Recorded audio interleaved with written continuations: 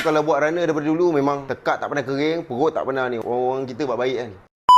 Guys, Ford Mustang dah siap. So ini owner dia. Bos, Assalamualaikum. Waalaikumsalam Bos, warahmatullahi. kenalkan diri bos. Siapa nama? Saya Idin daripada Pella Sungai Mas. Macam mana boleh kenal Abang? Nak panggil Abang? Alhamdulillah saya kenal daripada itulah tengok scroll TikTok lu, tapi dah lama dah sebenarnya lah. Cuma hari ni je berkesempatan untuk buat Mustang ni kan.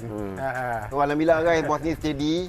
Insurans tapi bos ni nak barang pasang adalah charge sikit bos kan, dan bos ni steady. Kemudian bos tengok kerja kita macam mana daripada kita sampai finishing dia macam mana bos? Saya tengok pun puas hati lah bang, berkualiti lah tengok.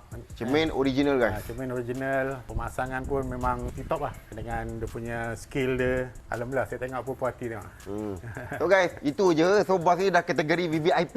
Kalau dekat database kita Barakah, dia dah kategori VVIP. Sebab apa? Kalau ada apa-apa repair crack, kita bagi bos ni free je.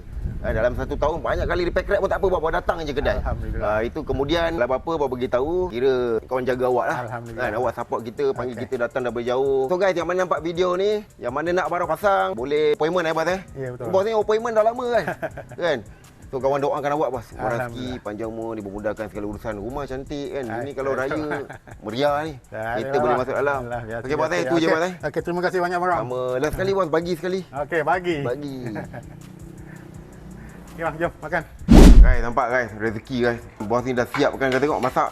Boleh dia cakap lauk tak ada, ini dah terlebih lauk dah ni. Syukur alhamdulillah bos, terima kasih banyak bos. Aku kalau buat runner daripada dulu memang tekak tak pernah kering, perut tak pernah ni. Orang kita buat baik kan. Datang dia masak. Terima kasih banyak bos. Jemput guys, tengok.